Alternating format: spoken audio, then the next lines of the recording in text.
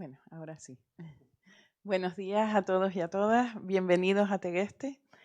Es, como decía antes, un orgullo y un placer acoger estas jornadas en nuestro municipio, que además de ser un municipio que alberga una larga historia, de la que se ha podido escribir mucho e investigar muchísimo más, y retomar de nuevo estas jornadas para que se sigan dando en el futuro, porque cuando en el futuro hablamos de historia, podemos hablar de Tegueste, de Canarias, de Tenerife, y creo que todos los que están aquí, aparte de algunos estarán por su propio interés y otros están por las propias investigaciones que hayan podido realizar.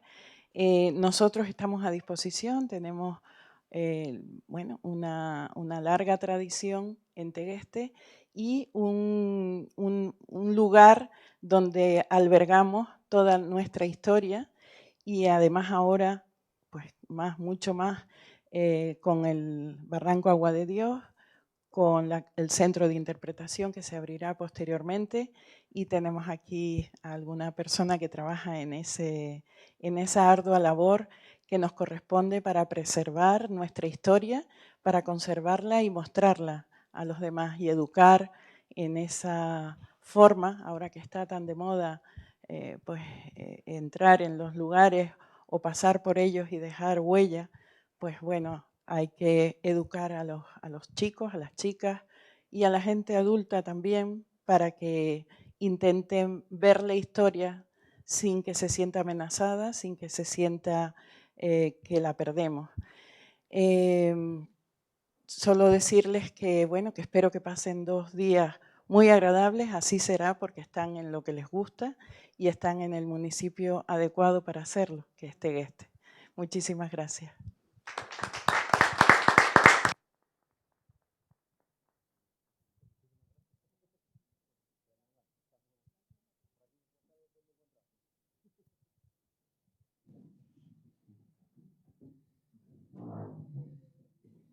Bueno, ahora igual rodamos un poquito la mesa, si quieres, ¿no? Y ponemos, sí, para que queden 2 sillas solo. Venga.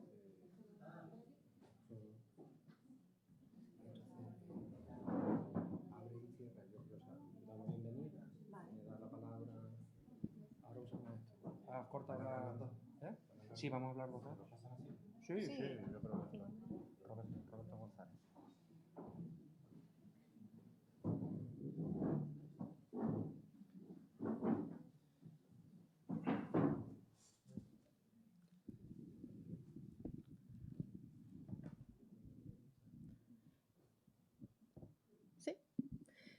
Nada, muy buenos días a todos y todas. Mi nombre es Cande García, concejala de Cultura, Participación Ciudadana e Igualdad del Ayuntamiento de Tegueste. Y hoy es un día pues ilusionante, porque volvemos a retomar estas jornadas que antiguamente se llamaban jornadas de Preventado Pacheco. Hemos creído oportuno pues renombrarlo, sin perder, por supuesto, la esencia. Desde el área de cultura, pues volvemos, como les decía, a retomar. Es una nueva línea dentro del área. Creemos sumamente importante que Tegueste vuelva a abrir y a dar la oportunidad que creemos pues, que repercute en la investigación de todo el patrimonio, no solo de Tegueste, sino apostamos también pues, que sea de todo el archipiélago, ¿verdad?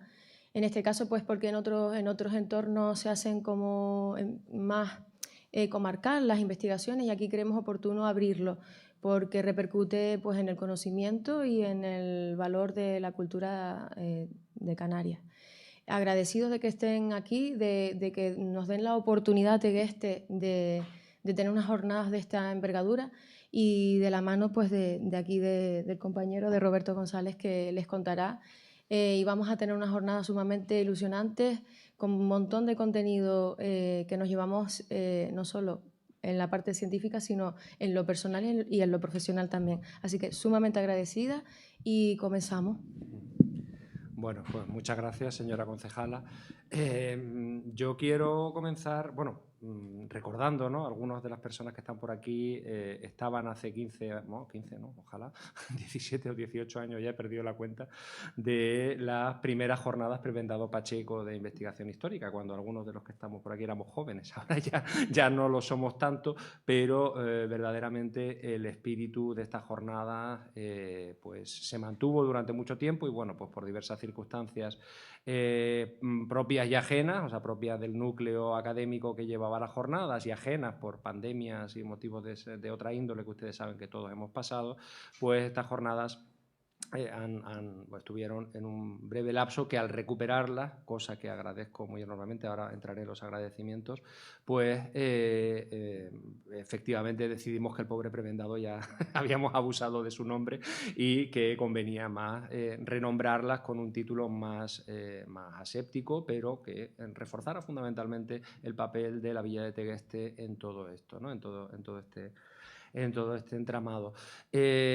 Por todo ello, quiero comenzar los agradecimientos desde la parte de la organización y en nombre, estoy seguro, de todas las personas que van a participar aquí hoy. Quiero comenzar agradeciendo, por supuesto, al Ayuntamiento de la Villa de Tegueste su total predisposición, a las autoridades, a la alcaldesa que nos ha dado la bienvenida, teniente de alcalde, a la concejala de Cultura que pues tan amablemente nos está acogiendo y que han puesto en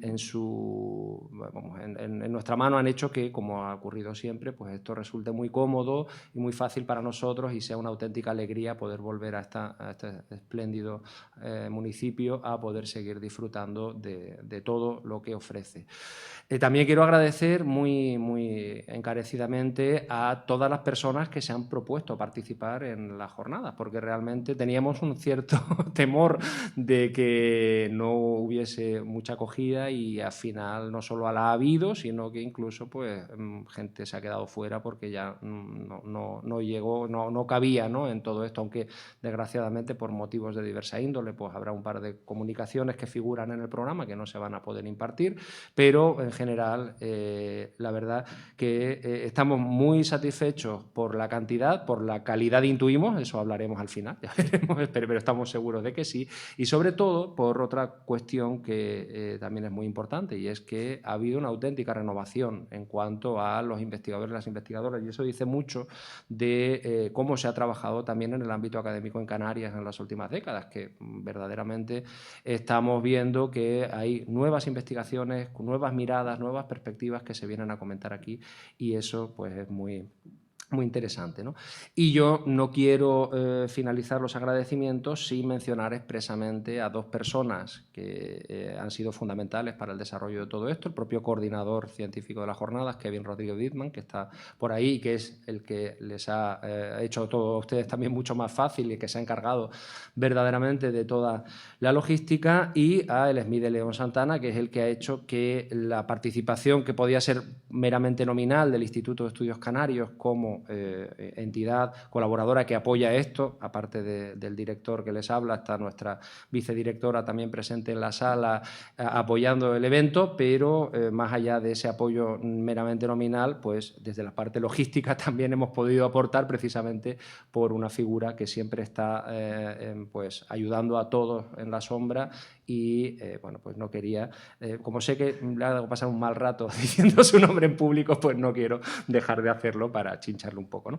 Entonces, nada más, les doy por la parte académica la bienvenida. Estamos encantados de que hayan decidido participar, al Ayuntamiento de Tegueste y a los vecinos y a las vecinas de Tegueste que vengan y se pasen por aquí a escuchar algunas de las ponencias precisamente que versan sobre la localidad en sus múltiples etapas históricas. Pues agradecerles ese interés, ese apoyo, y sin más, por mi parte, simplemente mostrar el agradecimiento y la ilusión por volver a tener estas jornadas entre nosotros y a disfrutarlas. Muchísimas gracias.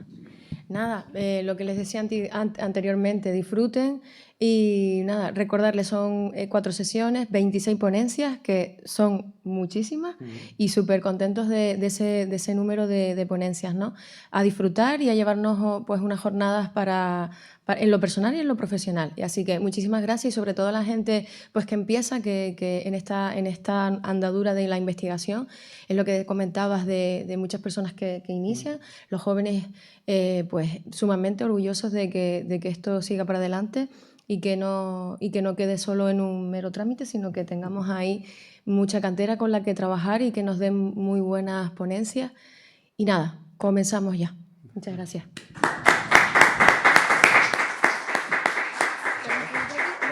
Sí, no, mejor ya así por allí. Sí. Ya, empezamos ya.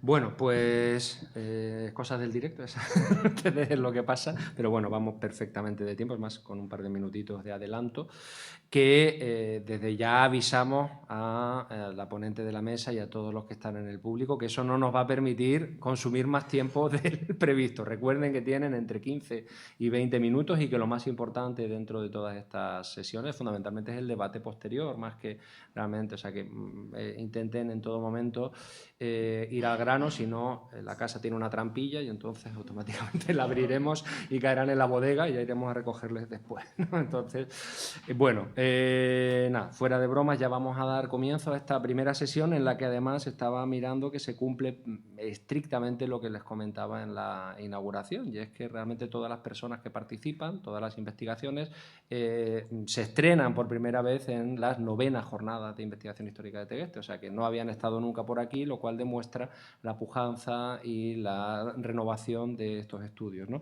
Y para mí es un auténtico placer, porque además de compañeras, investigadoras, amigas, tener la posibilidad de presentar en primer lugar y que inaugure estas jornadas la doctora Paloma Vidal Matutano, que además, bueno, ella es investigadora postdoctoral, Juan de la Cierva, incorporación en el área de prehistoria del Departamento de Geografía e Historia de nuestra universidad, doctora en la Universidad de Valencia, ha realizado investigaciones postdoctorales en centros de reconocidísimo prestigio internacional en toda Europa, investigadora principal de proyectos del Plan Nacional asociados a la investigación arqueológica del archipiélago y pues una de las personas en las que tenemos puesta la confianza en que continúe investigando sobre el pasado arqueológico del archipiélago en las próximas décadas. Y además es una persona que se ha implicado en la arqueología del municipio, que es fundamentalmente de lo que nos va a hablar hoy, ¿no? En su comunicación, bueno, que la tienen en el título, si la leo le quito tiempo. Así que, sin más, Paloma, tienes tiempo estimado. Pues muchas gracias, Roberto, buenos días a todos y a todas, y muchas gracias al comité organizador por permitirnos participar en estas jornadas por primera vez. Yo hablo en representación hoy de un equipo muy amplio, ya lo tienen ustedes en la primera diapositiva, y vamos a tratar de presentar los datos muy preliminares todavía de la recuperación y el estudio de una vasija cerámica que apareció pues, en la última campaña de excavación 2023 en la Cueva de los Cabezazos. Bien, como todos ustedes saben, pues el Barranco de Agua de Dios, que es el enclave donde se encuentra este yacimiento, pues es una de las zonas de poblamiento aborigen una de las que más información ha revelado, ¿no? O ha aportado para lo que es el poblamiento y la arqueología prehispánica en la isla de Tenerife. Y la Cueva de los Cabezazos pues no es un yacimiento que acabe o se inicia ahora, ¿no? Su investigación. Ya en los años 70 Luis Diego Cuscoy pues realiza 3 campañas arqueológicas en las cuales pone mucho énfasis en lo que es la estratigrafía, la secuencia estratigráfica del yacimiento y estudiando toda una serie de materiales abundantes que en ese momento aparecieron. En el año 94 vuelve a intervenir el Museo de Naturaleza y Arqueología junto con algunos miembros del Departamento de Geografía e Historia de la Universidad de La Laguna, con la intención de revisar esa secuencia estudiada por Luis Diego Cuscoy y realizar nuevas dataciones y sobre todo confirmar algunos datos bioantropológicos que manejaban, que parecían apuntar a que los grupos aborígenes de esa zona de estudio pues tenían una dieta fundamentalmente vegetal. A partir del 2023, de abril de 2023, vuelve el Departamento de Geografía e Historia a intervenir en este yacimiento con la ayuda y la financiación de la Dirección General de Patrimonio Cultural, con objetivos múltiples. Por un lado, estudiar bien toda esa secuencia estratigráfica, realizar una batería bastante abundante de dataciones radiocarbónicas que cumplan con los criterios de higiene radiocarbónica y luego también valorar el impacto local, el impacto en el medio de estos grupos aborígenes.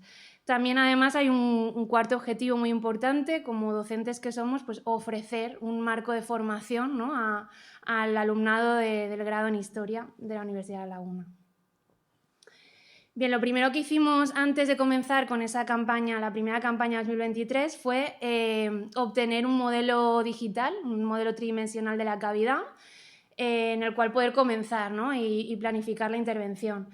Si ustedes ven la línea, no sé si aparece el puntero, pero la línea verde es el límite de la excavación, las 3 excavaciones de Luis Diego Cuscoy, por tanto toda la parte central fue donde él se centralizó, se focalizó en esas excavaciones. Luego ya en los años 90 el MUNA intervino en estas 2 áreas centrales de la cavidad.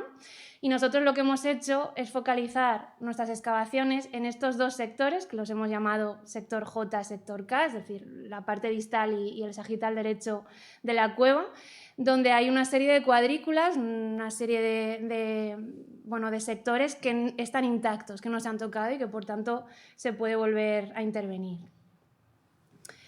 En esa campaña 2023, aparte de la vasija, de la que hablaremos en esta presentación, un elemento muy importante fue una estructura de combustión, un hogar, o la mitad de él que apareció.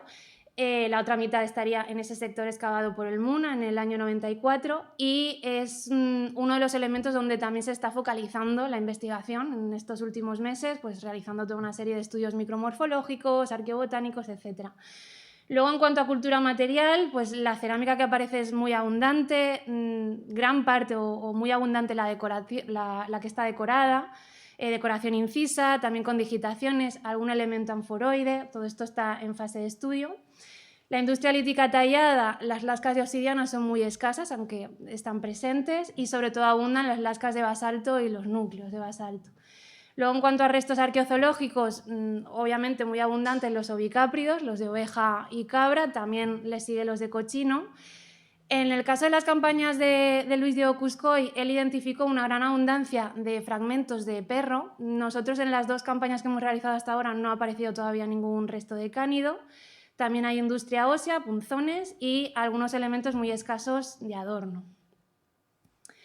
Bien, en los primeros días de la campaña de abril de 2023 apareció este fragmento de borde cerámico que parecía que se introducía hacia adentro de la estratigrafía. Entonces, esto formaba parte del sector J, uno de los sectores donde se focalizó la excavación. Al 4.º día de estar interviniendo en ese sector se convirtió en esto, en una vasija completa. Lo único que le falta es el apéndice de tipo cilíndrico en un lateral, y que estaba, que es lo más importante, no solo la vasija, sino que estaba en contexto estratigráfico, es decir, podíamos ubicarla estratigráficamente y que tenía todo el relleno de sedimento en su interior. Eso pues, nos posibilitaba toda una serie de aplicación de metodologías, que es de lo que vamos a hablar en esta presentación.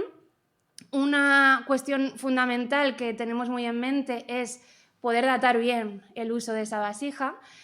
No tenemos todavía lo que son las dataciones del interior, ¿no?, de elementos que se están datando del interior de la vasija, pero sí tenemos una datación de un hueso de oveja datado de la unidad estratigráfica donde se apoya esta vasija. Y esa cronología pues, nos da una fecha del siglo VII al IX después de Cristo, con lo cual de momento nos manejamos con esa fecha para la vasija. Bien, antes de empezar con la excavación de ese sedimento que contenía la vasija, era importante intentar ver qué podía contener el vaso.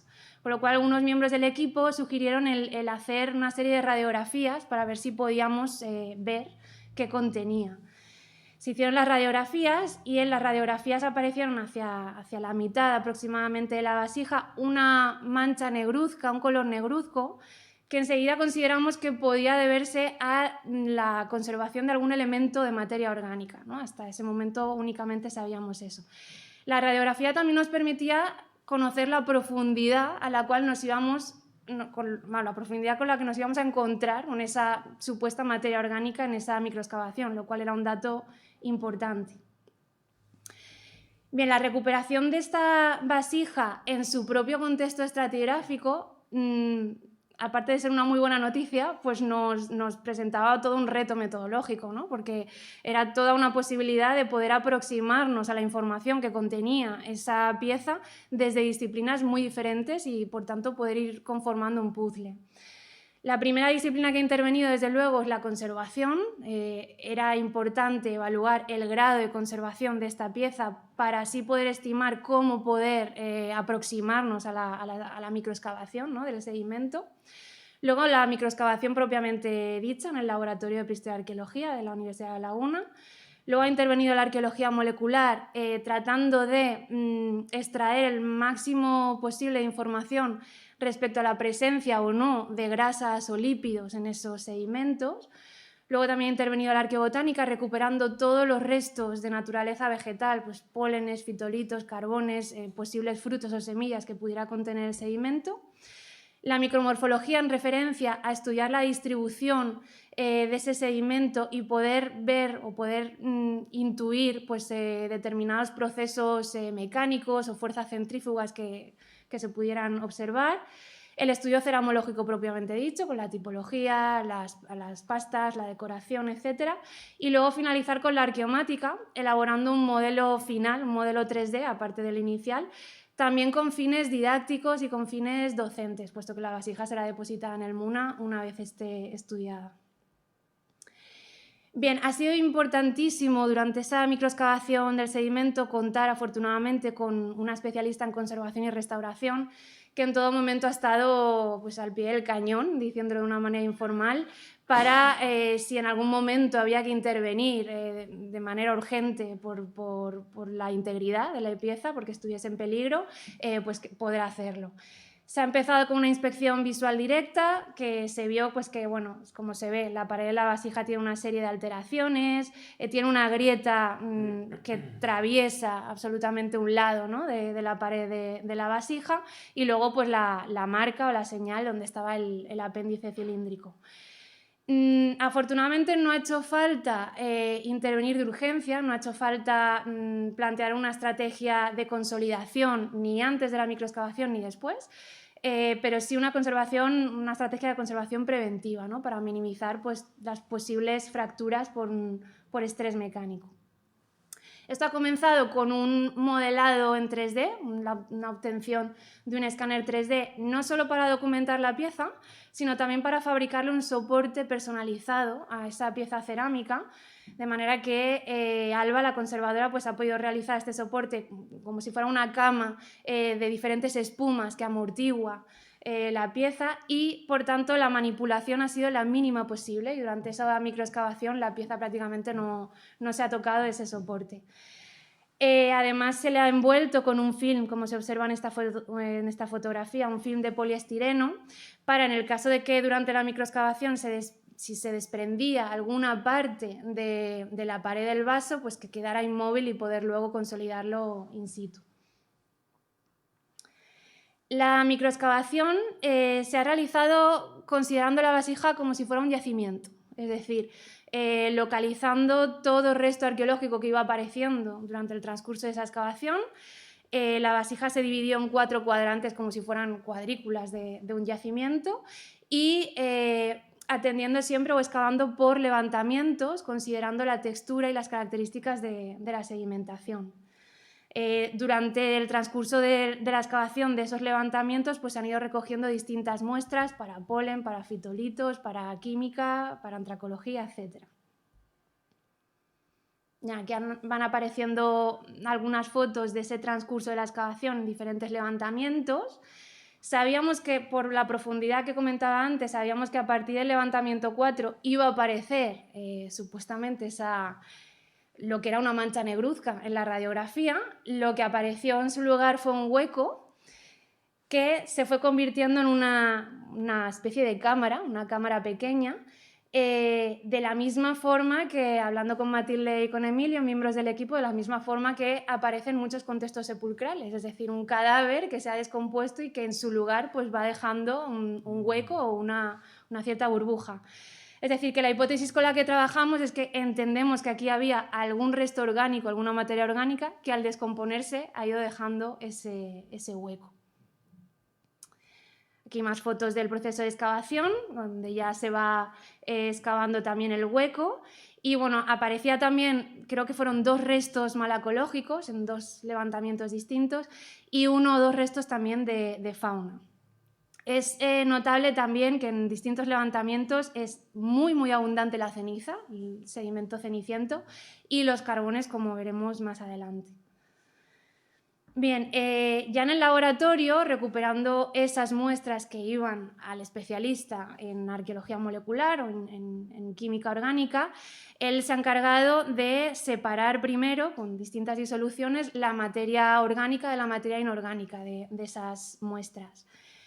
Un aspecto también importante que ha realizado es realizar ese estudio de arqueología molecular en lo que llamamos una muestra de control, es decir, un sedimento recogido fuera de la vasija para poder comparar lo que aporta esos resultados con lo que obtenemos dentro de la vasija.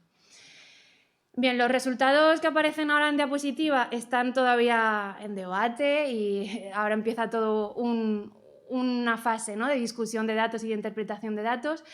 Sí sabemos que aparecen distintos compuestos de elementos vegetales, es decir, las grasas o lípidos que aparecen, de momento no hay nada de señal animal, de grasa animal, sino que todo es vegetal y estamos en ese proceso de discusión, puesto que son muchos los vegetales, distintas familias vegetales que dan señales muy parecidas en química, con lo cual ahora hay que empezar a afinar. En cuanto a la antracología, lo curioso es que aparte de carbones, vamos a llamar informes, aparece una gran abundancia de fragmentos de ramitas carbonizadas que presentan, como se ve en la foto, su morfología externa. Esto nos hace pensar que o bien se ha producido una combustión dentro de la vasija o bien se depositaron brasas dentro de la vasija por alguna función todavía desconocida. Algunos de esos fragmentos de carbón son de palmera canaria, es bastante abundante. Otros, sobre todo los referidos a las ramitas, están en proceso de identificación, puesto que tiene una mayor complejidad. Y con esa identificación botánica podremos saber el combustible que se utilizó, las plantas que se utilizaron, y también, gracias a que son ramitas de pequeño calibre, es decir, que son elementos de vida muy corta, podremos tener una batería de dataciones de toda esa sedimentación del interior de la vasija y saber si esa sedimentación se debe a un único momento o a varios, ¿no? Con lo cual eso va a ser un dato muy interesante. Siguiendo con la arqueobotánica, el compañero que estudia los fitolitos y la compañera que estudia el polen, pues están haciendo también un trabajo muy preciso. Hay una gran abundancia, sobre todo de fitolitos, en el interior de la vasija. Veíamos esos sedimentos llenos de ceniza, con lo cual era previsible. Y Álvaro, pues lo que está viendo es que aparecen una gran abundancia de fitolitos de palmera canaria, lo cual casa con los carbonos, con el combustible que se observa también. Y en un momento dado, si se fijan en la gráfica de estos datos preliminares, en un momento dado de los levantamientos de esa estratigrafía de la vasija, aparecen fitolitos de cebada también, con lo cual ahí está el puzzle montado para encontrar una explicación. Una vez realizada la microexcavación, lo que hicimos fue llevar otra vez la vasija a realizar radiografías por ver un poco la calidad de las pastas, ¿no?, ya con todo ese relleno sedimentario eliminado. Lo que se vio con mayor facilidad todas las microgrietas que observa la pared, se observan en la pared, y esta gran grieta post-cocción, ¿no?, que atraviesa toda la cerámica, que hemos dejado, hay que decir que hemos dejado la sedimentación que conserva dentro la grieta porque le aporta estabilidad a la pieza y preferimos dejarlo. Y luego lo que se vio es que el desgrasante, es decir, esas partículas minerales que se mezclan con la arcilla para evitar que durante la cocción se fracture la cerámica, es de un tamaño bastante medio, es decir, es bastante tosco este desgrasante, lo cual nos dice que, a pesar de ser una vasija de tipo 1, el índice de producción técnica pues, sugiere que el tiempo invertido en la fabricación de esta vasija es medio. Bien, en cuanto al estudio ceramológico, bueno, pues la tipología ya lo hemos dicho, es de tipo 1.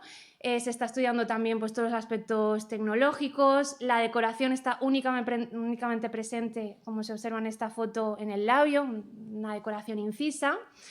En cuanto a la tafonomía, pues están estudiando todas esas grietas, todas las alteraciones de la pared, y la tipometría, pues podemos decir que tiene unos 16 centímetros de altura por unos 15 de diámetro máximo, y sí que hemos podido calcular un volumen aproximado de 1,8 litros de capacidad.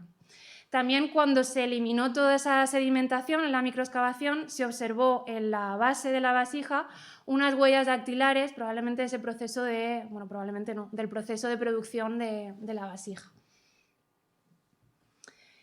Bien, y ya con el estudio arqueomático, al final del todo, pues están haciendo nuevos modelos tridimensionales de la vasija. Se documenta perfectamente, se observa todas esas alteraciones, la marca, la señal donde estaría ese apéndice cilíndrico, que no lo he comentado, pero no ha sido recuperado, al menos de momento.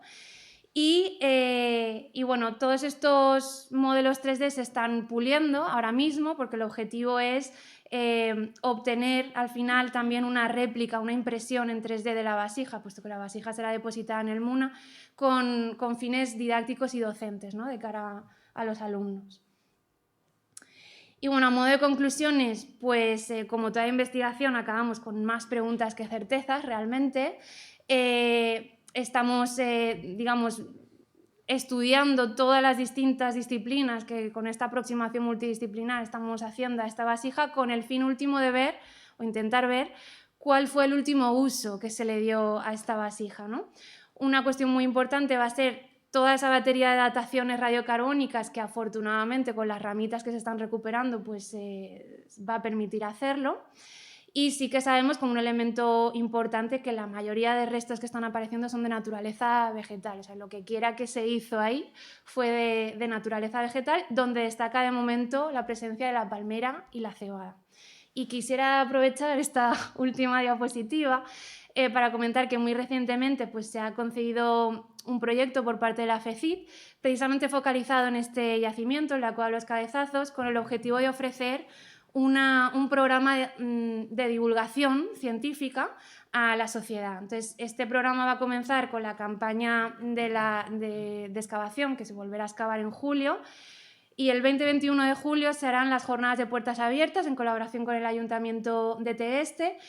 Más hacia el otoño-invierno se realizará una conferencia en Tegueste y un taller didáctico en el Instituto de Educación Secundaria de Tegueste, aquí al lado. Y hacia la primera mitad de 2025 haremos una exposición de fotografía científica tanto en Tegueste como en la Universidad de La Laguna. Y muchísimas gracias por la atención.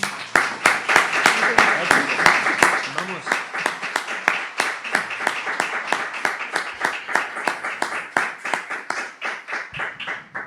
Muchísimas gracias por todo. Primero, por ajustarte al tiempo, que ha sido absolutamente escrupuloso, y después por hacer esta excelentísima demostración de lo que es la ciencia hoy. Una investigación interdisciplinar, comunicada con la sociedad y además al servicio de la educación y al servicio de la sociedad, y no solo para ello, ¿no? Con lo cual, Paloma ha demostrado que, además de una excelente investigadora y coordinadora de equipos, porque imagínense que hay que coordinar todo eso, además es una excelente comunicadora y docente, cosa que ya sabemos en la facultad, con lo cual, bueno, pues estamos encantados de que haya abierto estas jornadas una comunicación tan estupenda.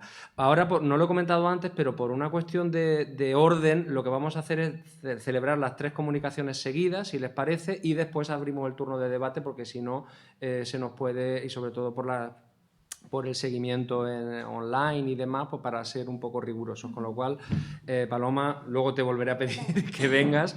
Y ahora convocamos a Soraya Rodríguez Perdigón a que nos acompañe, que no se ponga nerviosa. Oye, gracias, estamos en contacto. Intento de mantener escrupulosamente el tiempo, el programa, vamos, de ceñirnos al programa. Vamos a continuar pues con la segunda de las conferencias de hoy, en las que hoy nos acompaña, ahora nos acompaña Soraya Rodríguez Perdigón, que hace nada era alumna nuestra en el grado de Historia y que ahora está realizando su máster, está realizando estudios de máster en el máster interuniversitario en la que colabora nuestra universidad junto con la Universidad Carlos III de Madrid y la Universidad Pablo de Olavide de Ciencias de las Religiones. Y precisamente hoy nos viene a hablar de la investigación que llevó a cabo con el doctor Miguel Ángel Molinero Polo, nuestro egiptólogo de cabecera, ¿no? Sobre el motivo del que nos va a hablar hoy aquí, ¿no? Que es exactamente pues, Egipto en la Ilustración española y americana. Así que, ya sabes, Soraya, 20 minutos. Pues buenos días a todos y a todas. Muchas gracias al comité por permitirme participar hoy. Y bueno, mi trabajo ha consistido, como bien ha dicho antes, en Egipto en la Ilustración española y americana. El objetivo de esta investigación ha sido comprender pues, cómo era percibida en la sociedad española del siglo XIX la información que llegaba sobre Egipto. Para esto se utilizó una revista que tuvo muchísimo prestigio durante los siglos XIX y XX, conocida como la Ilustración española y americana. Y aparte de comprender pues, cómo se recibía esa información, también se quería investigar pues, quiénes eran los autores, qué relación tenían con los temas y qué fuentes llegaban a utilizar. La Ilustración española y americana llegó a publicar durante más de 50 años unos 2.453 ejemplares y tuvo diversos puntos de vista, tanto en Madrid, en las provincias españolas, en América, en Asia y en Oceanía.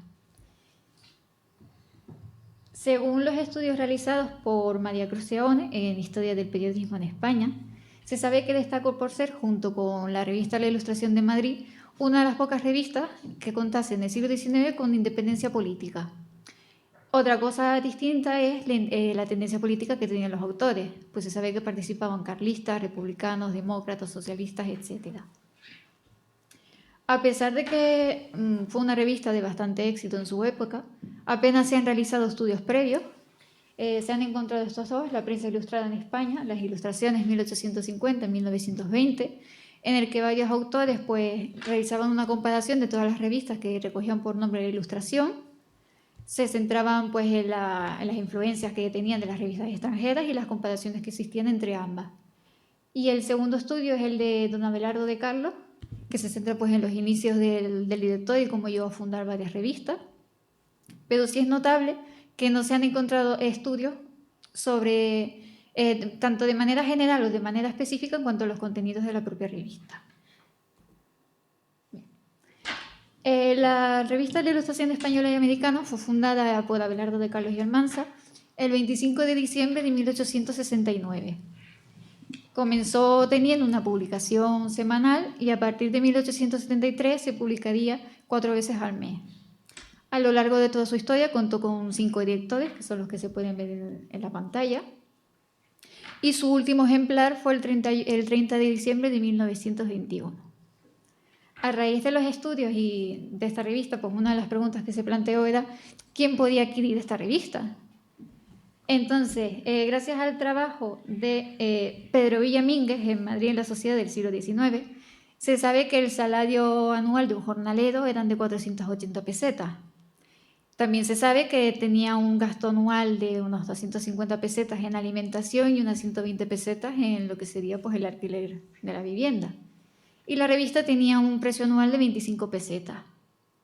Entonces, haciendo los cálculos, pues a un jornalero le sobrarían del salario unas 50 pesetas, por lo que la clase trabajadora no podía adquirir esta revista.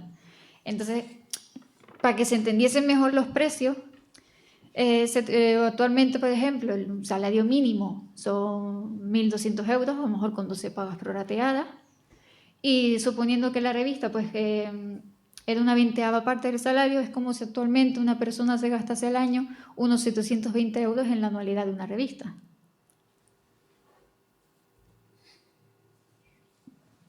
A continuación, ya centrándonos más en el tema, se establecieron 4 categorías, independientemente del contenido de los artículos, centrándonos pues, en la preponderancia de ciertos aspectos o cómo los trataba la redacción, ¿no? Entonces tenemos grabados y su descripción, donde se clasificaron todos los artículos que tenían una preponderancia de las ilustraciones acompañados de una breve descripción. Los artículos académicos, todos aquellos que contasen con un manejo bibliográfico y una considerable extensión. Los artículos breves, hay una descripción del tema, pero no hay ni un manejo ni hay un interés por profundizar en el tema. Y las crónicas de actualidad, donde se clasificaron pues, aquellos artículos de diversa índole, bueno, y de actualidad, como el nombre propio indica, que se estaba realizando en aquel momento. En cuanto a la temática de los artículos, se clasificaron dos ámbitos cronológicos: el Egipto antiguo, con los artículos dedicados al mundo antiguo, y el Egipto contemporáneo, con todos los artículos que fuesen de actualidad del momento. A su vez, pues cada grupo cronológico se subdividió en determinadas temáticas según el contenido de los artículos. En esta gráfica se puede ver como, por ejemplo, hay una preponderancia de los temas de la arqueología, mientras que en el Egipto contemporáneo hay un mejor reparto de los temas, aunque sobresale, por ejemplo, los dedicados al conflicto bélico y al canal de Suez. Comenzando por el Egipto antiguo y en la temática de arqueología, se encontraron 12 artículos publicados desde 1870 a 1910 y básicamente se centran pues, en los descubrimientos que se estaban realizando o en la descripción de monumentos, como puede ser el del kiosco de Kirtasi o el de la fachada del templo de Abu Simbel. En cuanto a los ritos funerarios, se encontraron 3 artículos publicados en 1881, 1886 y 1905 que versan sobre el proceso de momificación tanto en humanos como en animales. En cuanto a la categoría de literatura, aparece un artículo publicado en 1883 que se centra en la primera traducción al castellano del cuento egipcio El príncipe predestinado. Y en cristianismo se encontró un artículo publicado en 1872 que trata sobre la descripción de la huida de Egipto de María, José y Jesús y cómo descansaron bajo un árbol. En cuanto al Egipto contemporáneo, en la categoría de recepción se destacan 7 artículos publicados entre 1872 y 1899 y que se centran en cómo percibía la sociedad española la cultura egipcia, por ejemplo aquí con la representación de Aira, o la descripción de monumentos egipcios a través de cuadros realizados durante el periodo del romanticismo. En cuanto al Islam, pues aparecen 2 artículos publicados en 1876 que se centran en lo que es las fiestas del Bairán en Alejandría y en la procesión del Maswar del Santo Tapiz en Damasco. Entre 1869 y 1870 se encontraron 9 artículos dedicados al canal de Suez, en el que se centran pues, en ofrecer como una biografía de Ferdinand de Lesseps, los festejos que se realizaban, y 2 artículos sobre la fragata española La Berenguela, que fue el primer navío de un tamaño considerable en atravesar el canal. En política se destacan 2 artículos, uno en 1872 que trata sobre Ismail Pasha y otro en 1877 que narra los intereses que ya tenía Inglaterra sobre el país. En 1882, entre junio y octubre, se publicaron los artículos que estaban relacionados con el conflicto bélico que estaba sucediendo en Alejandría, los bombardeos que acaecían en la ciudad y la rendición y la entrada de las tropas a la ciudad y después la fundación del protectorado británico.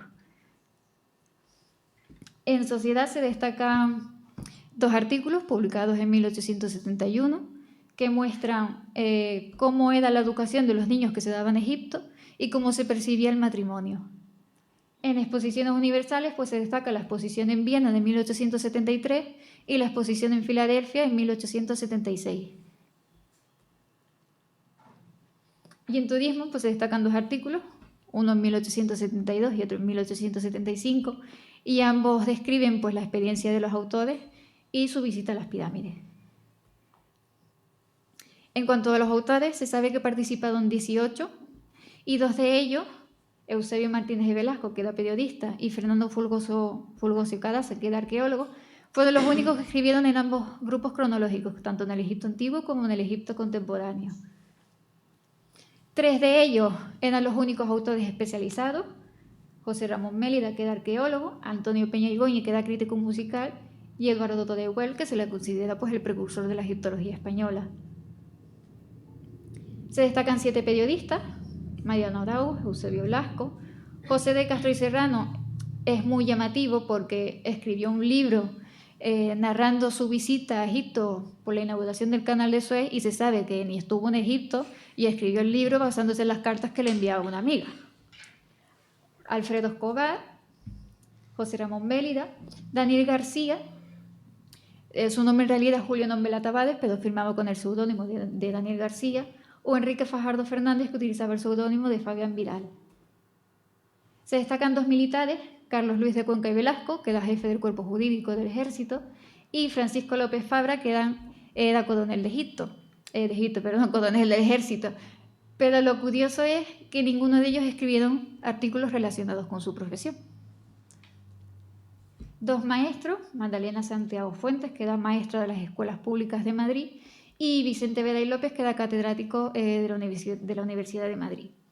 Y por último se destaca también un presbítero, que era Emilio Moreno Cebada, y que también controlaba la diócesis de Jaca. Como se puede ver aquí, solo un 39% de los autores estaban especializados o tenían algún conocimiento del tema, frente al 61% que se ha destacado que escribían básicamente por encargo. En cuanto a las fuentes de los grabados, esta parte de la investigación ha sido muy curiosa porque aparecían muchos grabados y muchos de los artículos que los acompañaban pues tenían nombres ingleses o franceses, así que se pensó que tenían que provenir de ese tipo de fuentes. Algunos ejemplos son pues el primero, de la aguja de Cleopatra, donde la Ilustración Española y Americana lo publica en 1875 y la revista de Graphic en noviembre de 1875, con una diferencia de unos 19 días. El de Mariette Bey fue publicado en febrero de 1881 y la revista Le Monde Illustré lo publicó en enero del mismo año. Y este, por último, fue publicado en julio de 1882 y este de aquí por la revista The Illustrated London News en julio de 1882, con una semana de diferencia. Así que se pensó 2 cosas. La primera, es imposible que la revista española copiase estos grabados de las revistas extranjeras, porque en tan poco tiempo no llegaban al país, ni el grabador tenía el tiempo suficiente para realizar la miniatura y publicarlo del siguiente número. Y luego, por otra parte, como se puede ver en este grabado, la revista española publica una imagen mucho más amplia que la revista inglesa. Entonces se llegó a la conclusión de que tenía que existir otra fuente y se pensó que eran las agencias de noticias. ¿Qué pasa? Que hay 2 agencias. Una, la francesa, la agencia Havas, que fue creada en 1832, y otra, la agencia inglesa Ryder, que fue publicada en 1851. ¿Qué pasa con estas 2 agencias? Aparte que fueron las agencias internacionales, fueron las 2 únicas que tenían el control del canal informativo de Egipto. De las 2 únicas que controlaban todo lo que sucedía en Egipto, así que es muy probable que España estuviese, por decirlo así, como afiliada a esta agencia y le pasasen tanto los grabados como las noticias. En cuanto a la frecuencia de publicación, hay que tener en cuenta que la revista comenzó en 1869, tras la gloriosa de 1868 y la Constitución de junio del mismo año, y terminó 2 décadas después del inicio del siglo XX. Da la apariencia de que no había un interés muy llamativo de la sociedad, a lo mejor por estas noticias de Egipto, o más bien no pretendían obtener una información con un cierto peso académico a raíz de esta revista. Por otra parte, los artículos del Egipto antiguo se centran en los aspectos más exóticos de la momificación, los ritos funerarios, los descubrimientos, mientras que el Egipto contemporáneo se centra sobre todo en los hechos de actualidad que están sucediendo. Entonces, como se puede ver en esta gráfica, el EGEI, que representa pues, el valor numérico de los artículos publicados frente al EGEI, que son los años, se puede ver que con respecto al ámbito del Egipto antiguo hay una mayor frecuencia de publicación, pero son más cortos, a lo mejor se publicaba 1 o 2 artículos al año, mientras que en el Egipto contemporáneo son más cortos en cuanto a su frecuencia, pero más numéricos debido a que se centra pues, en esos sucesos de actualidad. Por ejemplo, en 1870 con la inauguración del Canal de Suez o en 1882 por el conflicto bélico. También se puede apreciar que la década de 1890 tuvo cierto impacto, porque recordemos que España, cuando empieza a finales de la década de 1898, empieza a perder las colonias, y es a partir de aquí cuando hay un descenso de los artículos publicados. Esto se cree que pudo influir debido a que la prensa, debido a que quitó hierro a la pérdida de las colonias, pues hubo cierta pérdida de prestigio de la prensa y la población ponía en duda la veracidad de las noticias que llegaban. También hay que tener en cuenta que en España no había ningún autor especializado en Egipto, ni tenían corresponsales en Egipto. Entonces todo esto influyó a que desde 1888 hasta 1905 no se volviese a publicar un artículo sobre temática egipcia. Y muchas gracias por su presentación y perdón por los nervios.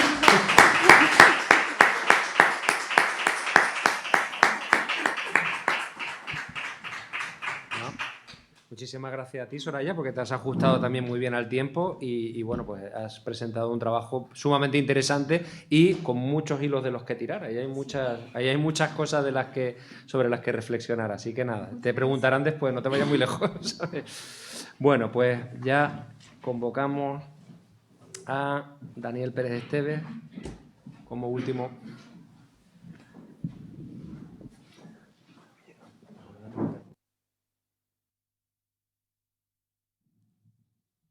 Ya. Bueno, pues vamos a cerrar este primer turno de intervenciones con otra intervención de nivel, o sea que estamos, como les decía desde el principio, muy contentos del perfil de personas que se han acercado hoy aquí a Tegueste. Nos acompaña ahora, se lo que estaba confesando antes, que no sé por dónde empezar a presentarle porque tiene dos o tres perfiles pues francamente interesantes. El primero de todos y el que más me interesa destacar porque es algo que ha caracterizado también a las jornadas desde su concepción, es que viene desde Gran Canaria, o sea que no se trata solo de una jornada que intentan, sino como bien decía la concejala en la presentación, hemos intentado siempre que esto sea un foro que llegue a todo el archipiélago y bueno, pues Daniel es una excelente muestra de que lo estamos consiguiendo. Empiezas el currículo que nos han enviado diciendo que es doctorando en Historia, que es el motivo que le ha traído aquí hoy, pero yo empezaría por la parte final. Es el director de la Sociedad Científica del Museo Canario y además tiene una extensísima trayectoria profesional y académica en el ámbito de la economía y del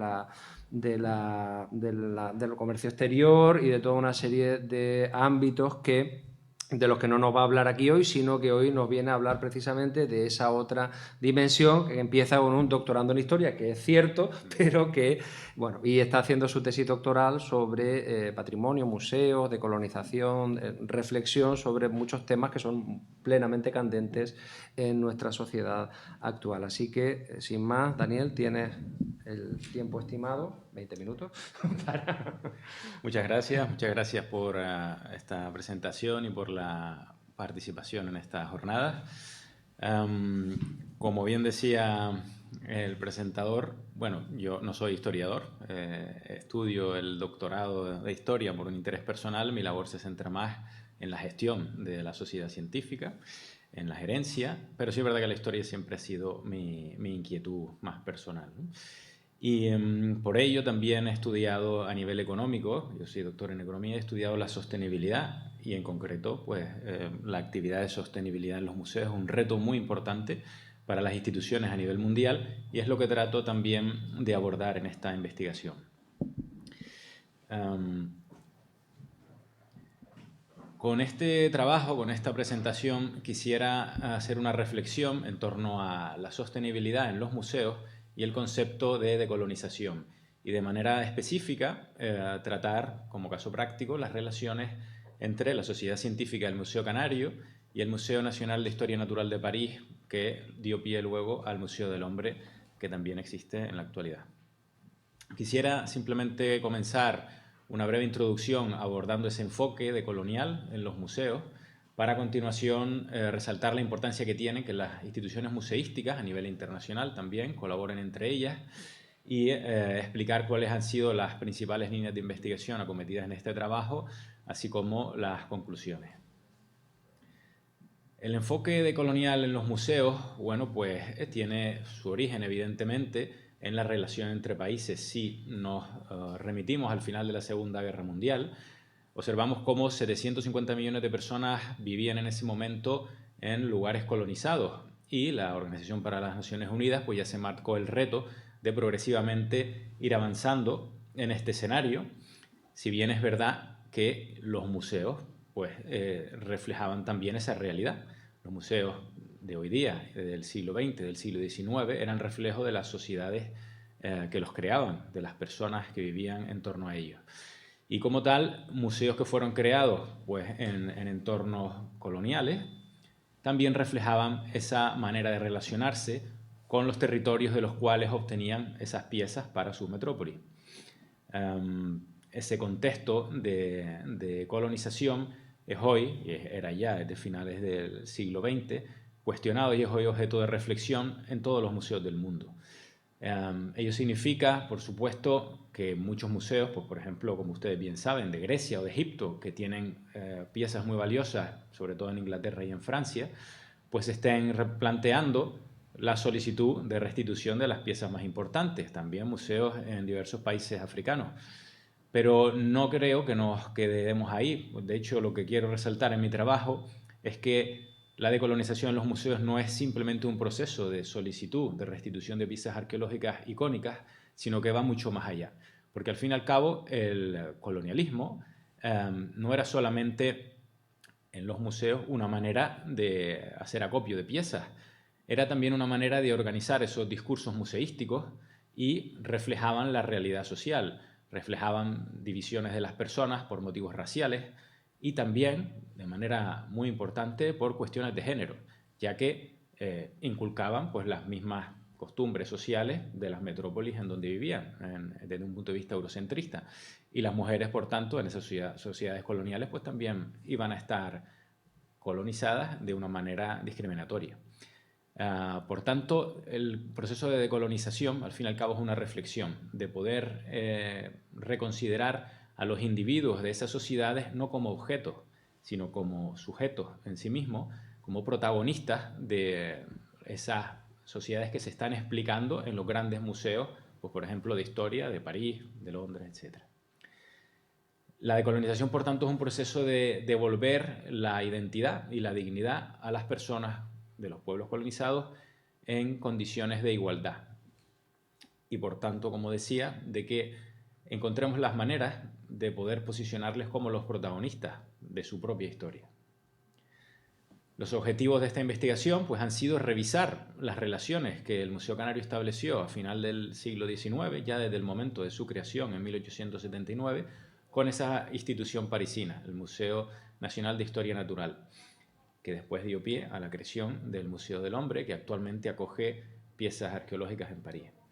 Pero hacerla desde una perspectiva decolonial, preguntándonos si, a pesar de que esa relación tuviera mucho interés científico, que es una de las cuestiones que abordamos, si realmente pudo haber algún tipo de relación que reflejaba la realidad de esa época, ese enfoque colonial. Y quisiera comenzar para ello estableciendo el porqué de la colaboración en museos. Desde el año 2022 el Museo Canario colabora con el Museo de l'Homme de París en diferentes proyectos. Recuperar esa historia en común, que ahora veremos cómo se refleja, y también en proyectos de investigación conjunta. ¿A qué se debe esta importancia que encontramos en que instituciones museísticas colaboren entre sí? Bueno, pues evidentemente a los desafíos a los que se encuentran los museos hoy día.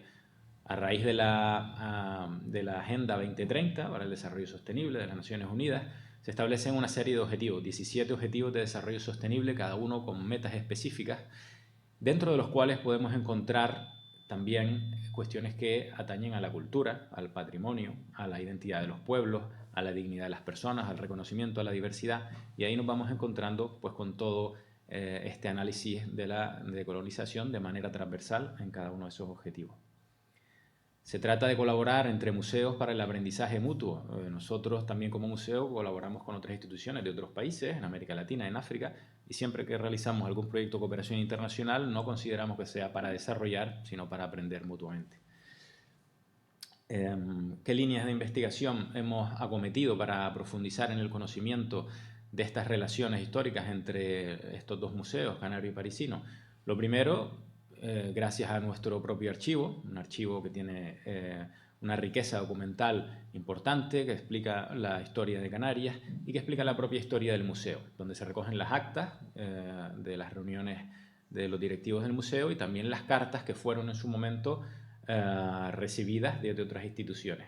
Lo que hemos hecho también es ir a la biblioteca del Museo Parisino y rescatar todo el fondo documental enviado por el Museo Canario en su día, que la mayoría de los documentos no habían sido objeto de estudio previamente, con lo cual hemos podido digitalizar, catalogar e ir trabajando el contenido de esos documentos. Está ahí la correspondencia que nos faltaba. Algunos de los documentos sí están en el Museo Canario, otros evidentemente no lo están. Y esto nos ha dado pie a iniciar una segunda fase de la investigación, ya por parte de arqueólogas y conservadoras del museo, que se centra en analizar una serie de piezas arqueológicas que fueron enviadas pues, por el Museo Canario a París para su estudio y para su conservación allí y que siguen en los almacenes. Pero no lo hemos hecho de cualquier manera, sino lo hemos hecho con una serie de técnicas novedosas. Algunas de estas piezas sí que han sido estudiadas por la Universidad de La Laguna, con otras técnicas, y aquí, bueno, pues estamos aplicando otra serie de técnicas y sobre otras muestras que no habían sido objeto de análisis. Bueno, a nivel de las principales aportaciones que estamos realizando con este estudio, por un lado, sí es cierto que se observa la relevancia que el Museo Canario desde su comienzo tuvo, por supuesto, no solo en las islas, donde en ese momento de ebullición cultural de final del siglo XIX pues buscaba ser una institución de referencia y ofrecer conocimiento sobre la historia de las islas, principalmente también sobre los primeros pobladores, y haciéndose acopio de todas esas piezas de excavaciones y también de documentos, libros, bueno, pues fue adquiriendo una importancia cada vez mayor, pero no solo en el contexto de las islas, sino que al relacionarse con instituciones, por ejemplo, con esta institución francesa, pues ya denotaba que su objetivo iba más allá, que quería posicionarse de la misma manera que esos museos londinenses o parisinos y contribuir también al desarrollo de su sociedad. El propio doctor Gregorio Chili Naranjo, el primer director del Museo Canario, estudió medicina en París y gracias a ese periodo de estudio, donde se doctoró, pudo no solo bueno, pues, beber del momento intelectual de la época, sino tener acceso a personas clave y a escuelas de antropología, donde fue discípulo de las principales personalidades intelectuales de la época. Esto influyó muchísimo en él e hizo que al regresar a Canarias esa inquietud que tenía de aumentar el conocimiento científico en las islas fuera con ese estilo internacional y con esa ambición de que siempre tuviera el trabajo un nivel a la altura de cualquier institución internacional. Por otro lado, sí que se ve también en esa documentación que se ha analizado en ambos archivos el interés creciente de la institución francesa por investigar toda la historia de los antiguos pobladores de Canarias y sobre todo de hacer acopio de piezas arqueológicas para su propia colección. El doctor René Bernot, como ustedes saben, que pasó años en Canarias investigando los aborígenes, bueno, pues él en diversas ocasiones prepara expediciones y en el Museo Canario es objeto también de acogida. Si bien es verdad que las personas que configuran la directiva del museo al menos previenen de que no se haga acopio excesivo de piezas y que no se lleve de manera indiscriminada al exterior, sino que evidentemente Canarias y el museo necesitaban de piezas para investigar y para conservar su propio patrimonio. Por eso, en lo que se observa también en esta aproximación es una relación entre dos instituciones científicas de gran nivel y con gran respeto, pero en lo que hay que también prevenir ese estilo de relación para que no se convierta en una relación desigual en cuanto a hacer acopio de piezas. También esto se facilita con el papel conciliador diplomático del director, de Gregorio Chili Naranjo, que tenía esa habilidad también para poder mediar entre los científicos franceses, sus ansias de aumentar sus colecciones en todo el mundo, evidentemente, no solo en Canarias, y bueno, pues también la conservación del patrimonio canario aquí en Canarias. Fruto de este trabajo, de esa investigación francesa, se llevan 850 piezas arqueológicas de todo tipo, sobre todo restos óseos, al depósito parisino. Y ahí están hoy en el Museo de l'Homme, al cual, pues en esta segunda fase, se ha accedido para realizar una serie de pruebas y conocer más sobre los antiguos canarios. En concreto, uno de los proyectos que se está realizando tiene el apoyo del Ministerio de Ciencia, lo dirige la conservadora Teresa Delgado, y se centra en identificar si hay restos de violencia en restos óseos de todas las islas. La novedad es que los restos que se están investigando proceden de todas las islas y hay una gran cantidad de muestras de las islas denominadas menores, con lo cual aporta muchísimo conocimiento relativo en relación a las piezas y a las muestras que tenemos hoy día en Canarias. Bueno, ¿qué conclusiones podemos resaltar para no alargarme más y iniciar el debate? Esta imagen que tienen ahí pues es la colección de bustos de diferentes etnias culturales de todo el mundo que está en el Museo del L'Homme actualmente. La foto es en blanco y negro, pero esta colección está policromada y existe una réplica en el Museo Canario. En su momento, en ese contexto, reflejaba pues esas diferencias raciales que se establecían entre poblaciones del mundo por parte de un país y sus colonias. Hoy día está reinterpretada, y está reinterpretada desde el concepto de diversidad de los pueblos. Y es eso una de las cuestiones que se ofrecen a la hora de reflexionar desde un enfoque decolonial en las instituciones museísticas. Es cierto que el Museo Canario, como una institución museística canaria, como puede ser el MUN aquí en Tenerife, no tiene tanto ese problema porque ya fue creado y ha ido evolucionando desde un enfoque canario, es decir, poniendo en el centro la cultura aborigen como interés de estudio desde sus propias costumbres, desde el conocimiento con científicos locales, etc. Pero, en cualquier caso, sí es una responsabilidad de cada museo hacer esa reflexión, revisar sus recorridos, sus colecciones, su enfoque, su discurso, para estar siempre en la mejora continua y siempre tratar de poner a estos individuos en el centro para recuperar la identidad y también pues, para fomentar su conocimiento, puesto que al fin y al cabo en muchas ocasiones encontramos que un comportamiento, vamos a decir, prepotente, entre comillas, por parte de otra población, se debe normalmente a la ignorancia sobre la belleza de esa cultura o sobre su riqueza. Y creo que no hay mejor manera que dar a conocer el patrimonio cultural para que se establezcan equivalencias entre cualquiera de las sociedades.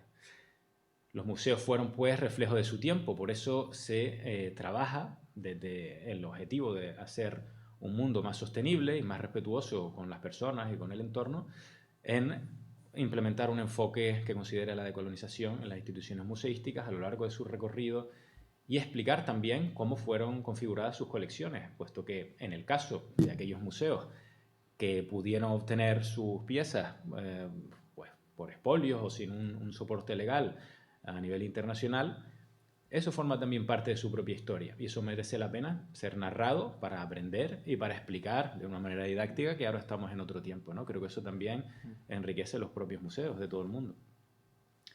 Se trata también de que los museos reflexionen sobre sus propios valores, qué valores son los que basan su actividad, su misión, qué valores son los que quieren transmitir.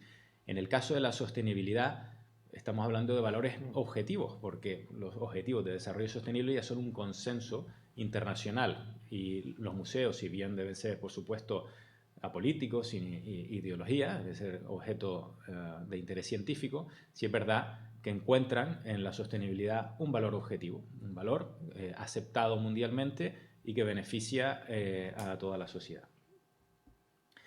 Y por tanto lo que es fundamental es continuar en la profundización de relaciones entre las instituciones museísticas y lo hacemos de diferentes maneras. Como decía antes, no solamente se trata de solicitar restituciones de piezas concretas, sino de ir más en profundidad, de que los científicos de ambos países colaboren, sobre todo admitiendo el interés que tienen los científicos del lugar de origen de las piezas, que hoy día tienen un nivel a la altura de cualquier otra institución internacional y conocen más que nadie también su contexto histórico.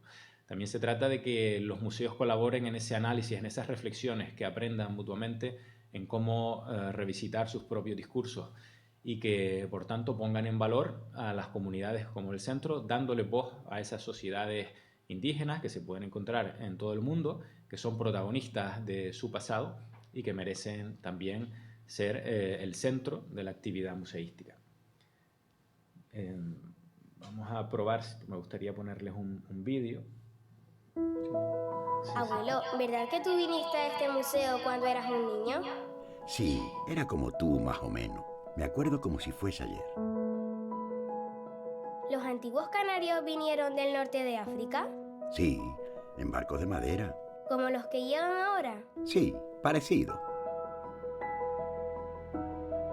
Abuelo, ¿aún hay piratas? Bueno, algunos quedan.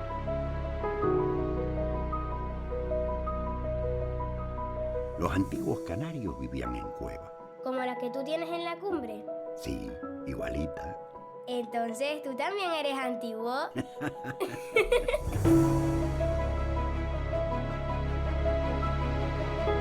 Vámonos, abuelo. Otro día volvemos y te enseño más cosas.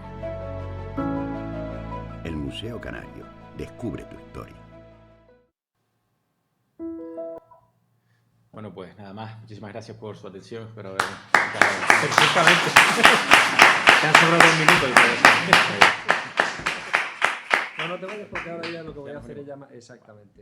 Nada, muchísimas gracias, Daniel, por esta también excelentísima comunicación y además, aunque aparentemente se trate de 3 temas distintos, yo creo que los 3 están conectados por la conexión entre la reflexión académica y la sociedad, ¿no? Que es algo que nos preocupa mucho y que, bueno, pues debe estar en el centro también de nuestras reflexiones. Yo entonces animo, por no decir otro verbo más imperativo, a Soraya y a Paloma a que vengan. Yo le voy a dejar, y así tienen las 3 sillas, y me tomo el micro para...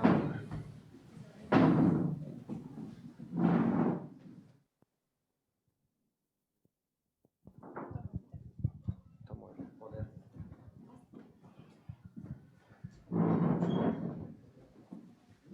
Bueno, pues... Lo dicho, han sido 3 estupendas exposiciones desde 3 perspectivas muy diferentes, pero todas muy ricas, con lo cual hay muchas cosas que preguntar, que plantear o que proponer simplemente para el debate. Así que, ¿quién se anima? ¿Quién arranca? Vamos, eso sí, pedimos la palabra y hablamos al micro para que nos sigan. Sí, buenos días y primero que nada, muchísimas gracias por todas estas aportaciones. Yo creo que, no sé, aquí los estudiantes, pero yo, por ejemplo, he aprendido muchísimo. Mi primera pregunta iba para Paloma. Sí, catalogando en cantidad, en hallazgos, los yacimientos en todas Canarias, ¿dónde está catalogada, en qué posición estaría el Barranco Agua de Dios, la parte que pertenece a Tegueste? Yo desconozco esa cifra, quizá Matilde o Emilio pueden informar mejor que yo. La cifra exacta no lo sé, desde luego el Barranco de Agua de Dios es una de las zonas, no la única, pero una de las zonas que más información ha aportado, sobre todo en el ámbito del conocimiento del ámbito sepulcral, ¿no? Los contextos funerarios, ya desde Luis Diego Cuscoy, pero también como zona de hábitat. La Cueva de los Cabezazos no es el único yacimiento de hábitat en el barranco. Entonces, pero bueno, así como dato de dónde se sitúa, yo no sabría decirlo. Bueno, un poco por contestar a la pregunta, en el ámbito del archipiélago es difícil porque cada isla es un mundo muy diferente y digamos que los yacimientos son muy diferentes, no podemos comparar Gran Canaria con Tenerife, pero en el ámbito de Tenerife, es decir, dentro de lo que es el propio territorio insular, el Barranco del Agua de Dios históricamente además ha constituido para la arqueología un elemento fundamental de conocimiento, no solo desde la época de Luis Diego Cuscoy. El Barranco de Agua de Dios está ahí desde antes para lo que es la investigación antropológica, la investigación arqueológica y conecta un poco con lo que decía el director del museo, es decir, del barranco del Agua de Dios proceden los materiales arqueológicos, muchos materiales arqueológicos que han formado parte de colecciones, museos y que se han estado estudiando pues prácticamente a lo largo de todo el siglo XX. Es decir, que sí que tiene una importancia y más que la va a tener, eso espero, eso estoy segura.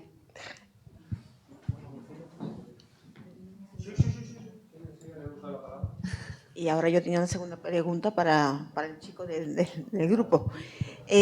Vamos a ver, en materia de exposición, hay una parte de la sociedad de Tegueste que considera que deberíamos tener, bueno, primero que nada, llevamos ya años intentando tener un centro para poder demostrar todos estos descubrimientos, un centro de visitantes. Quisiera saber en qué nivel se podría encontrar Tegueste, porque ya hay una parte de la sociedad que considera que deberíamos tener un museo, un pequeño museo con sus puntos para ser vistos los puntos de los yacimientos en el momento de trabajo. No sé si me estoy explicando bien. ¿Sí, no? ¿Me está entendiendo? Entonces, ¿sería viable un museo en Tegueste con los yacimientos que tenemos? Bueno, yo creo que no soy la persona indicada para responder a tu pregunta. Evidentemente, por el interés arqueológico y los yacimientos que tienen, pues a lo mejor, no sé si un museo, un parque arqueológico, quizás sería una estructura más apropiada. Pero es cuestión de que las administraciones, tanto locales como a nivel de cabildo, de gobierno, se pongan de acuerdo, y estoy seguro que sí, a tenor del interés que tiene la Dirección General por favorecer toda la creación de parques arqueológicos aquí en Tenerife. ¿Más preguntas? Señor coordinador.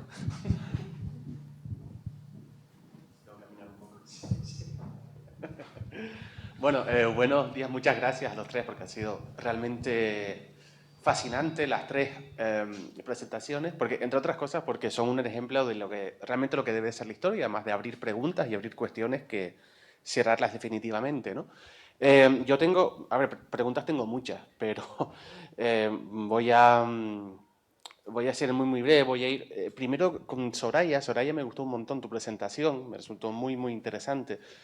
Y primero me pareció muy interesante ese valor de la imagen en la revista, ¿no? Los diferentes artículos, y claro que es totalmente lógico esa perpetuación, dada la época, la perpetuación de la imagen romántica de Egipto, ¿no? Y colonial, por qué no decirlo, también desde ese punto de vista de los viajes y demás. Y mi pregunta es sobre todo, hace referencia al mensaje de las revistas, o sea, de los artículos publicados en estas revistas españolas. ¿Has podido ver alguna diferencia en estos discursos, estos mensajes, digamos, en los artículos en la revista española con revistas extranjeras, digamos, no sé si has hecho así como una visión comparativa? Sí, una vez que se descubrieron las fuentes de las que se obtenía la información, se analizaron, muchas de ellas son, por decirlo así, como un copia y pega de lo que decíamos, o una noticia inglesa o una noticia francesa, pues lo traducían y ya está.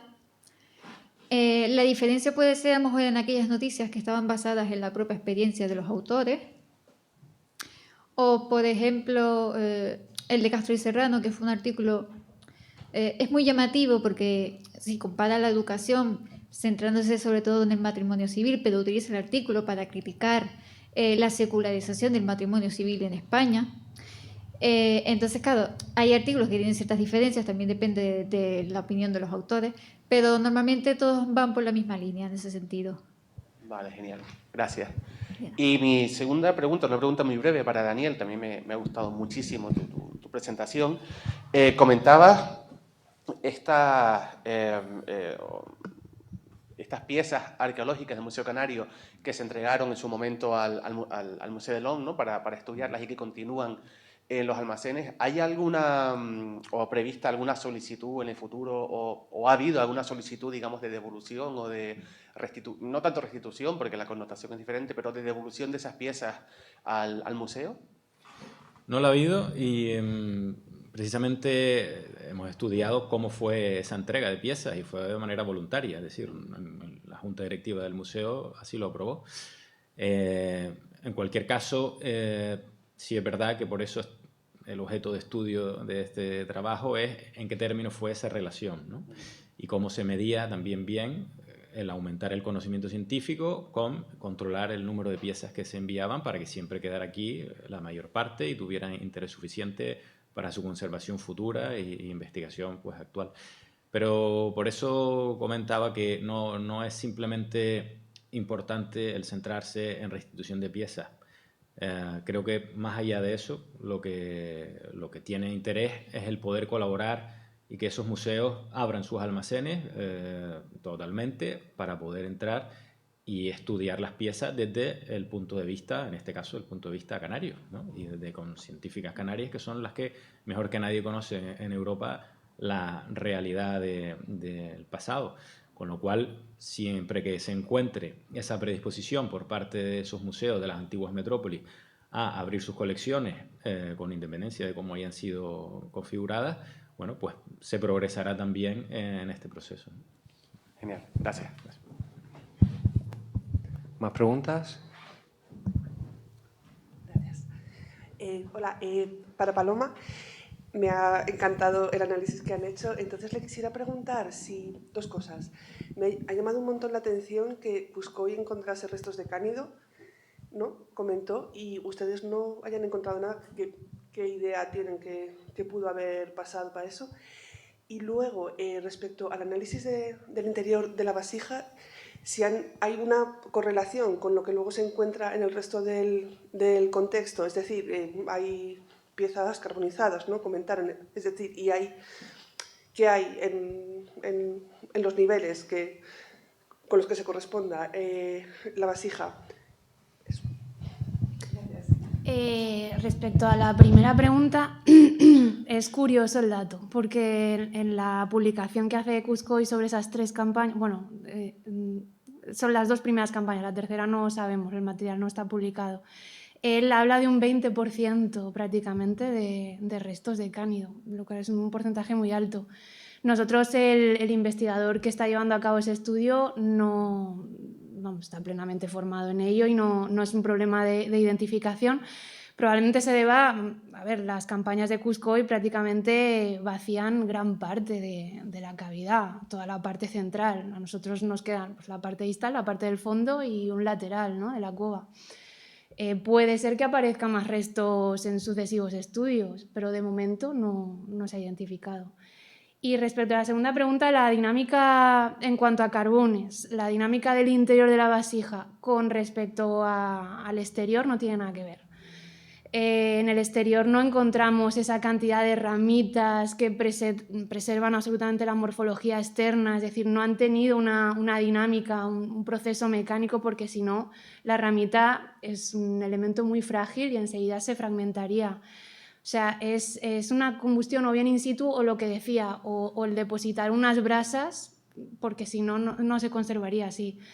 Y luego tampoco se conservan pues tantos fragmentos de palmera, ¿no? y de esas ramitas que... O sea, es una dinámica completamente distinta lo que está ocurriendo dentro de la vasija con el exterior. Eso también es un dato interesante para saber que ese sedimento no es un relleno de la parte externa, sino que al menos en gran parte de la vasija está in situ, ¿no?, lo que quiera que ocurrió allí.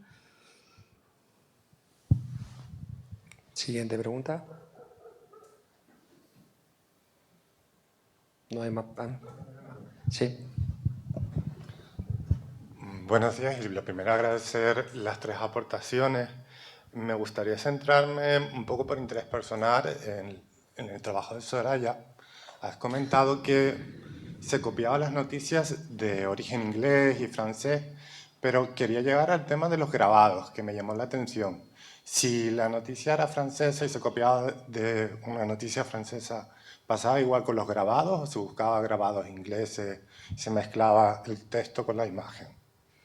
Sí, normalmente las revistas, tanto inglesas o francesas, acompañaban igualmente sus artículos con los grabados.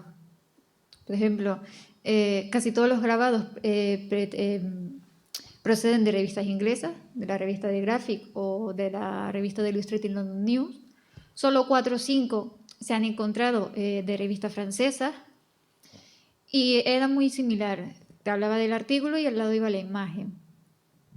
En el caso, por ejemplo, un poco de las revistas francesas también es más complicado porque apenas están digitalizadas, por eso son más escasas, mientras que las revistas británicas están, bueno, las tienen todas digitalizadas y entonces es mucho más fácil acceder a ellas, pero tenía la misma, por así decir, el mismo uso.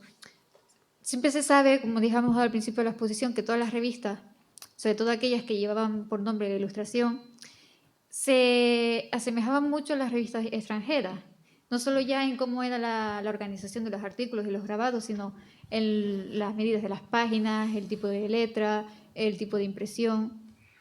Entonces, si a lo mejor uno ve la revista española y ves el artículo, y a lo mejor puede ir acompañado sobre el grabado, o a lo mejor aparece el grabado 2 páginas más tarde, y lo mismo ocurre en las revistas británicas. En la francesa normalmente suele ir el grabado introducido en el texto en ese sentido. No sé si he respondido a tu pregunta. Por la respuesta, que me interesa un poco el origen de las imágenes. Una pregunta para Daniel. Ha hablado de la descolonización de los museos en términos de las piezas, la cuestión de las piezas, pero me gustaría un poco hablar sobre que, al fin y al cabo, por ejemplo, la figura de Chile y Naranjo está directamente vinculada con la intelectualidad francesa. Sí, creo, desde mi perspectiva, no sé qué pueden opinar, que se establece una relación un poco colonialista intelectual. Al fin y al cabo, está viniendo desde una metrópoli con un ambiente intelectual muy concreto que será diferente al inglés. Ahí hay una relación. Por lo tanto, la perspectiva de colonial actualmente está buscando establecer nuevas relaciones con otros museos metropolitanos o debería hacerlo. Debería desvincularse de ese trabajar con el Museo Francés y trabajar con el museos londinenses o una perspectiva similar. Actualmente estamos desarrollando esa colaboración con museos allí donde hay piezas canarias, primero, porque es el objeto de interés de nuestra institución. Es verdad que el enfoque es diferente, pero sí es verdad que la aportación de Chile fue enormemente valiosa para que el museo adquiriera su relevancia científica ya en esa época, a pesar de tratarse de un museo, bueno, de ultramar, poco menos, ¿no? Sí es verdad que ahora estamos estableciendo relaciones con diversos museos en Reino Unido, en América, tanto en América Latina como en Norteamérica, y en África pues estamos estableciendo relaciones, por ejemplo, con el Museo Théodore Monod, que fue un antropólogo francés ya del siglo XX, que también tuvo relación con el Museo Canario, y hemos desarrollado proyectos pues precisamente para aprender mutuamente, ¿no? Por ejemplo, en Senegal, que es donde está este museo, en Dakar, hemos realizado proyectos de cooperación pues, para aprender de la gestión cultural, de la gestión museística, digitalización, conservación de piezas. Hemos realizado exposiciones conjuntas, tanto allí como en Gran Canaria, y hemos contribuido a que jóvenes senegaleses pues, también se formen y nosotros adquirir también su saber hacer.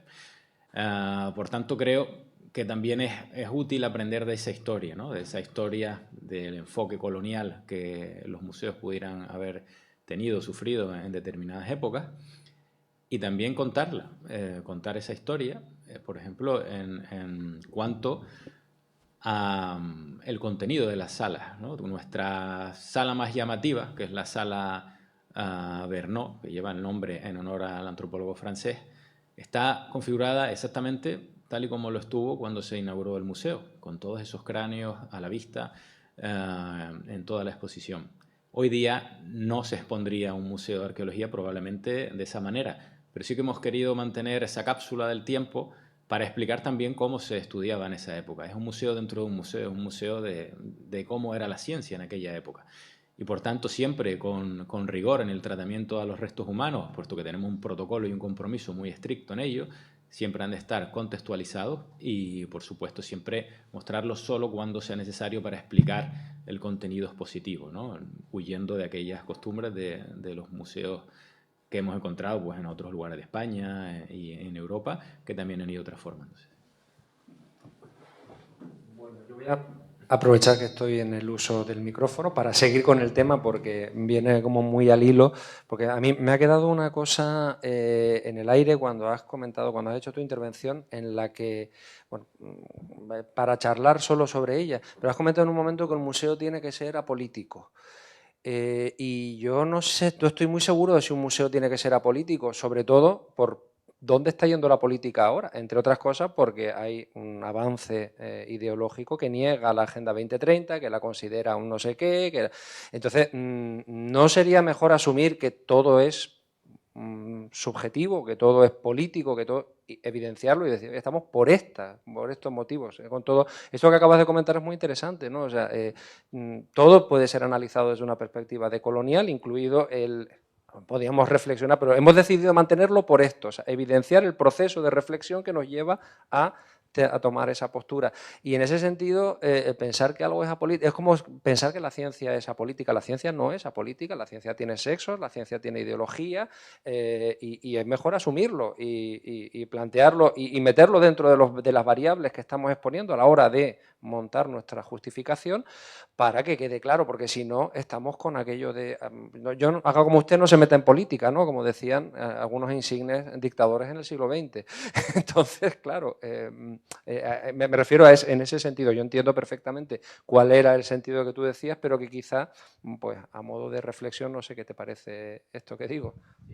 Yo lo que me refiero es a que un museo no puede utilizarse en un interés político concreto o partidista o ideológico.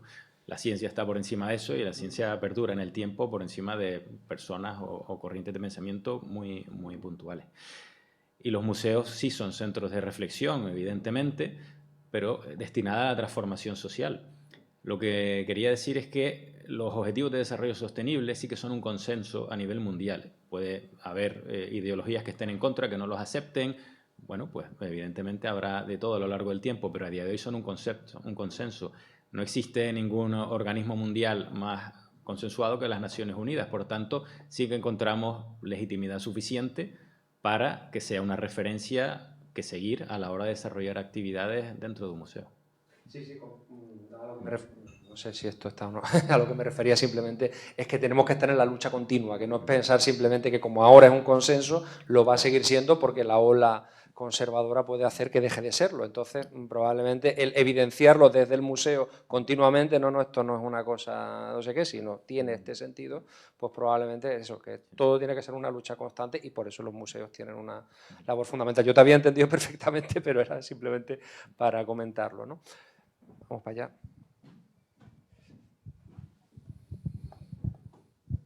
Ya aprovecho. Sí, a Daniel, antes comentó que esta decolonización debería centrarse más en el trabajo entre instituciones que en la devolución de los materiales, ¿no? Sí, lo que quiero decir es que no basta con pedir restitución de piezas. Eso es solo la capa visible, más mediática, ¿no? Que es importante, pero no nos quedemos ahí es donde voy.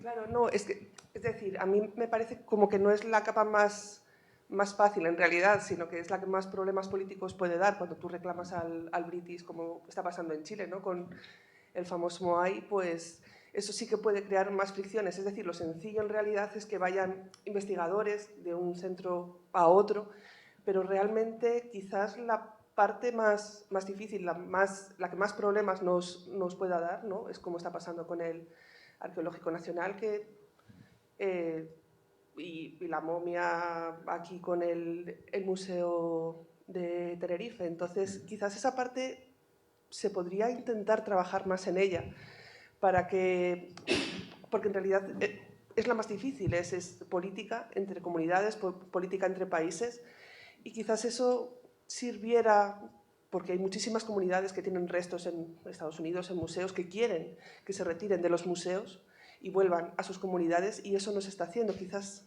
también habría que intentar trabajar en eso, no sé, estoy dando vueltas. Sí, pensando. Pero sí que hay ahora mismo una tendencia y un movimiento en ese sentido, y creo que la sensibilidad cada vez es mayor y la predisposición también de los museos de las antiguas metrópolis a reconsiderar cómo se obtuvieron esas piezas de otro lado del mundo. Con lo cual, creo que ahí sí que al final habrá un consenso internacionalmente aceptado para poder analizar de dónde proceden esas piezas, en qué condiciones se obtuvieron, cómo se configuraron las colecciones y poco a poco ir devolviendo. Es verdad que ahora vemos casos, pues, por ejemplo, en Francia, ¿no? Que Egipto está devolviendo piezas muy concretas. Hay que ir caso a caso, hay que analizar pieza a pieza, ¿verdad? Pero es verdad que lo que también digo es que no basta concentrarse solamente en eso, porque al final eso no va a restituir la identidad de un pueblo por sí solo. Es importante, pero no por sí solo.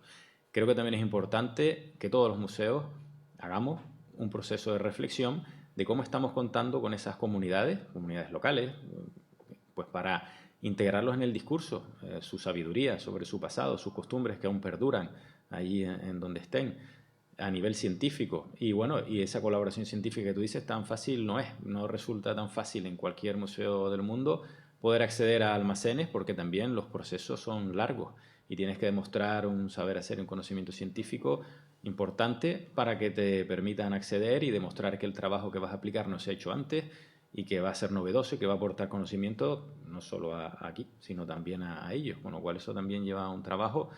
Y por eso digo que debajo de esa superficie hay mucho más que hacer, que no solamente quedarnos con algo más mediático quizás, que también es importante. Gracias.